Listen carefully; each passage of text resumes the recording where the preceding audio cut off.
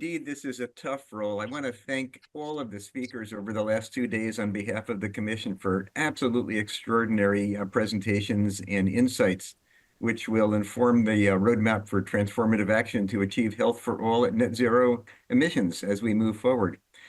I'm going to surface a number of themes that I think emerged over the last couple of days. And for each theme, I'll finish with a question or a series of questions that I hope can animate our work on the Commission as we move forward. First theme, morality. I don't think morality as a word was used at all over the last couple of days, but I want to observe that fundamental and deep moral principles driving system transformation emerged in almost every one of our sessions. This was exemplified by a comment from Naoko Ishii.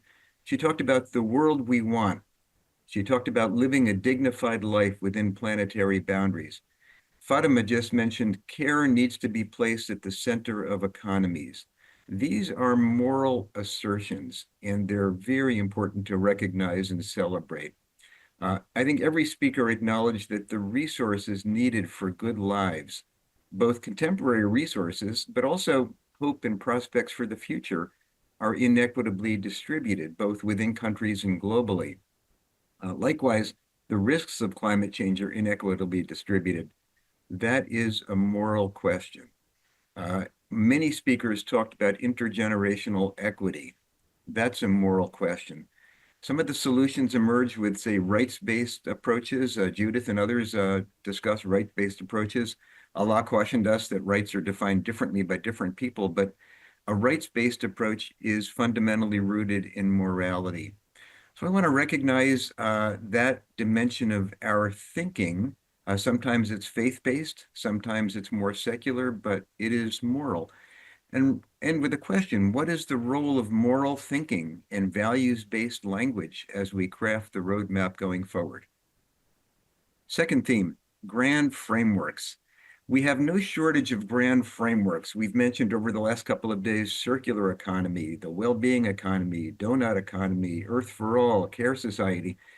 Some of the grand frameworks that we're very familiar with are configured as frameworks for implementation, including specific goals and milestones like the SDGs, of course, the European Green Deal. The value of these grand frameworks, I think, has to do with their narrative force, with their ability to inspire people, with providing a vision of the world we want, especially when we bring grand frameworks down to local contexts, as Fatima just reminded us. A question I'd raise is, what's the role of health or human well-being and thriving more generally in these grand frameworks? That is a central question as we develop the roadmap. So grand frameworks. Third theme that emerged consistently is systems thinking. We had a fantastic presentation yesterday by Kelly, and I won't belabor systems thinking here. I think everybody acknowledges the need for systems thinking, for cross-sectoral thinking, for cross-scale thinking. Most of us were trained in reductionist siloed ways of thinking, especially those of us with medical training. How do we constantly improve our thinking? And how do we train the next generation of leaders to be systems thinkers? Questions for us as we move forward. Fourth theme, technical solutions. And I'll observe that in broad terms, we know much of what we need to do. The what of systems transformation, at least on a technical level, is not very mysterious. We heard a lot of solutions over the last couple of days, transformations in the energy sector, in food and agriculture, in transportation, in urban design, in buildings, in industry. Of course, there's a lot we need to learn, but the general direction of movement is relatively clear. Rana mentioned yesterday that 80% of emissions can be abated by existing technologies and solutions. So not only do we know what to do, but we have the tools at hand. Linking these solutions across sectors and across spatial and temporal scales is essential. But I think the real question that emerges is what's preventing the implementation of known solutions, which will take us from the what to the how. So the next theme that follows directly from that question is about political dimensions. And I was struck by the fact that we heard two different bundles of language over the last couple of days. We heard a lot of language about collaboration and partnership, and working together. And we heard a lot of language, albeit a little more veiled, that was conflict-based around power dynamics, around the need to dethrone vested interests, especially the fossil fuel industry. I want to offer a couple of quotations. Martin Luther King said, "Lamentably, it is a historic fact that privileged groups seldom give up their privileges voluntarily." Frederick Douglass said, "Power concedes nothing without a demand. It never did, and it never will." But the question I'd raise is, how do we reconcile the need for constructive, collaborative approaches with the need for confrontation and struggle? How do we not be the proverbial ones who bring a knife to a gunfight? Part of the solution is courageous political leadership, leaders willing to stand up to vested interests and fight for justice, sustainability, and human health and well-being. How do we support such leaders? What's the right balance of objectivity and advocacy for those of us in the medical and scientific communities? Next theme, which follows directly, has to do with economic governance and regulatory levers. And this really bridges the gap between the what and the how of our roadmap. Sandrine talked about the need for innovation in governance, although when we speak of innovation, we often mean technology, but she pointed out that it's governance innovation that is perhaps most important, optimizing and simplifying policy. Almost every speaker referred to the need to break down silos in economic governance and regulatory terms. We heard about various levers that might propel change. Some of these can be pulled and operated within current structures. Others imply deeper system change. So let me review a few of those levers.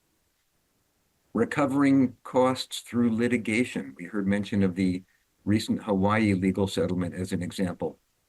Progressive taxation schemes and closing tax loopholes, which we heard about in this last session.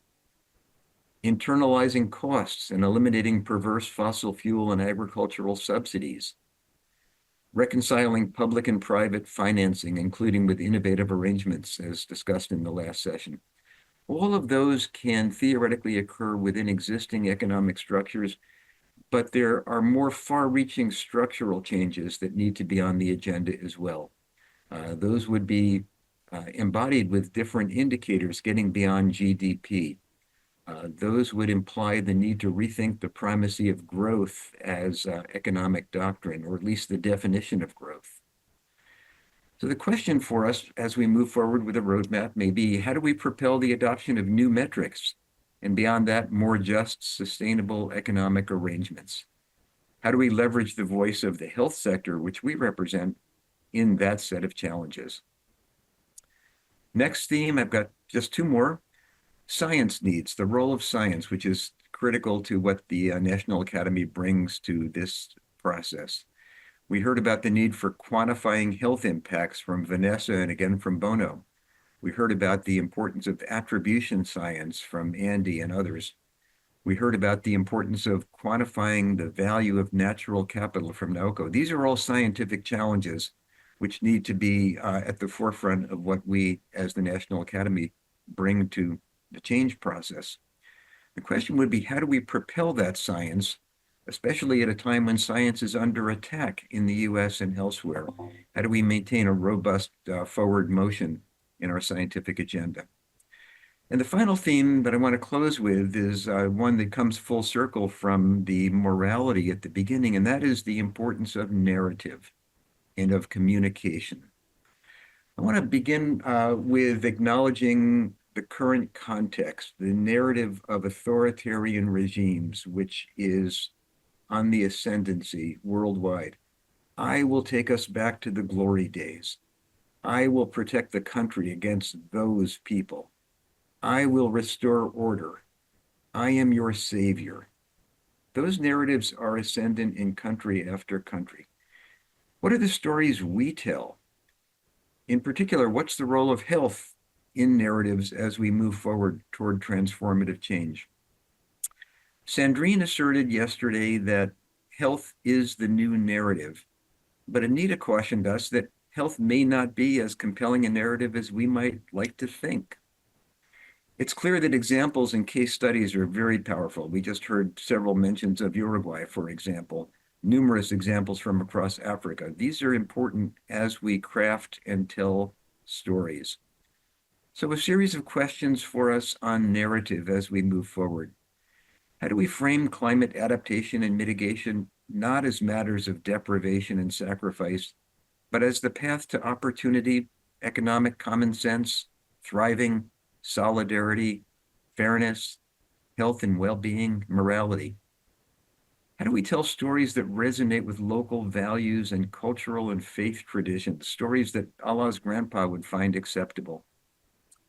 How do we persuade key audiences, perhaps with success stories, that this can work? Who is best positioned to tell those stories? How do we get those stories to land in an information space that is saturated, dominated by social media, and contaminated by disinformation? How do we leverage the trust and credibility that we as health professionals hold? A whole series of questions about narratives, which will help us move from the what to the how, and eventually, we hope, achieve a just, sustainable, and healthy society for all. Thanks very much.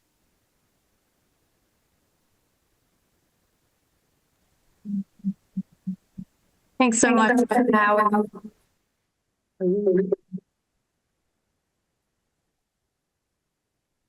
Thanks so much, Howie. That was a fantastic synthesis of our time together over the past couple of days and really sets the stage for our next workshop that several people mentioned, the how of systems transformation, strategies and levers for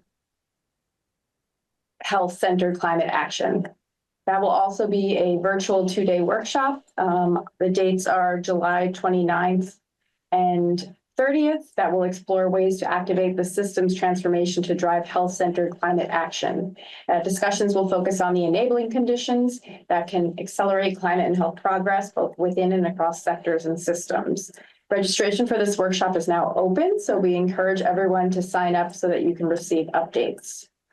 And finally, on behalf of the Roadmap Commission and the NAM team, I would sincerely like to thank everyone who made this first workshop a success. Thank you to the planning committee, our workshop speakers and participants. Your thoughtful questions and comments will be considered and have been invaluable in shaping the discussions over the past 2 days and will help inform the roadmap. And finally, much appreciation to the NAM team, Noah, Victoria, Helia, Miranda, and Chris. All of you helped bring this plan to life.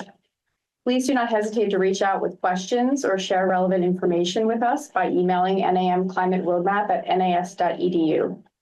Thanks to all, be well, and see you next time.